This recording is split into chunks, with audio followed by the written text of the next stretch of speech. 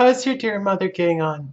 I wish I could run up to town for a day or two to see you, dear, but I dare not go yet, with so much on my shoulders, and Jonathan wants looking after still. He is beginning to put some flesh on his bones again, but he was terribly weakened by the long illness. Even now he sometimes starts out of his sleep in a sudden way and awakes all trembling until I can coax him back to his usual placidity.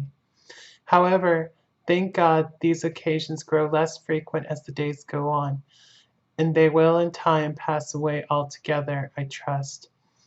And now I have told you my news, let me ask yours. When are you to be married, and where, and who is to perform the ceremony, and what are you to wear, and is it to be a public or a private wedding? Tell me all about it, dear. Tell me all about everything, for there is nothing which interests you, which will not be dear to me. Jonathan asked me to spend his respectful duty, but I do not think that it is good enough from the junior partner of the important firm Hawkins and Harker.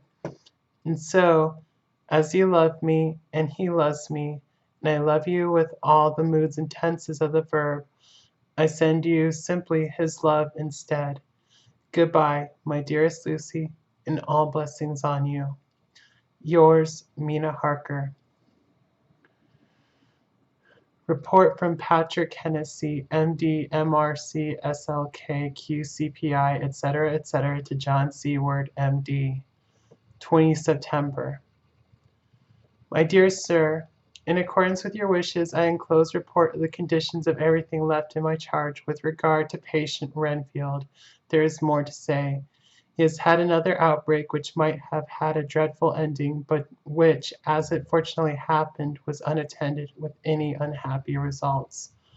This afternoon a carrier's cart with 2 men made a call at the empty house whose grounds abut on ours, the house to which, you will remember, the patient twice ran away. The men stopped at our gate to ask the porter their way, as they were strangers. I was myself looking out of the study window, having a smoke after dinner, and saw one of them come up to the house.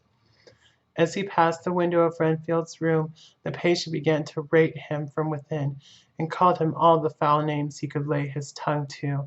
The man, who seemed a decent fellow enough, contented himself by telling him to shut up for a foul-mouthed beggar, whereon our man accused him of robbing him and wanting to murder him, and said that he would hinder him if he were to swing for it.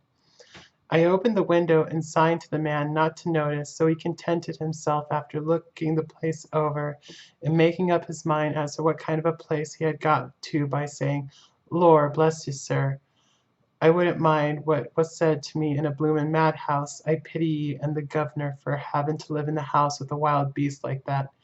Then he asked his way civilly enough, and I told him where the gate of the empty house was. He went away, followed by threats and curses and revilings from our man. I went down to see if I could make out any cause for his anger, since he is usually such a well-behaved man, and except his violent fits nothing of the kind had ever occurred. I found him, to my astonishment, quite composed and most genial in his manner. I tried to get him to talk of the incident, but he blandly asked me questions as to what I meant, and led me to believe that he was completely oblivious of the affair. It was, I am sorry to say, however, only another instance of his cunning, for within half an hour I heard of him again. This time he had broken out through the window of his room and was running down the avenue. I called to the attendants to follow me and ran after him, for I feared he was intent on some mischief. My fear was justified when I saw the same cart which had passed before coming down the road, having on it some great wooden boxes. The men were wiping their foreheads and were flushed in the face, as if with violent exercise. Before I could get up to him, the patient rushed at them, and pulling one of them off the cart, began to knock his head against the ground. If I had not seized him just at the moment, I believe he would have killed the man there and then. The other fellow jumped down and struck him over the head with the butt end of the heavy whip. It was a terrible blow, but he did not seem to mind it, but seized him also and struggled with the 3 of us, pulling us to and fro as if we were kittens. You know I am no lightweight, and the others were both burly men. At first he was silent in his fighting, but as we began to master him, and the attendants were putting a straight waistcoat on him, He began to shout, "I'll frustrate them. They shan't rob me. They shan't murder me by inches. I'll fight for my lord and master," and all sorts of similar incoherent ravings. It was with very considerable difficulty that they got him to the house and put him in the padded room. One of the attendants, Hardy, had a finger broken. However, I set it all right, and he is going on well.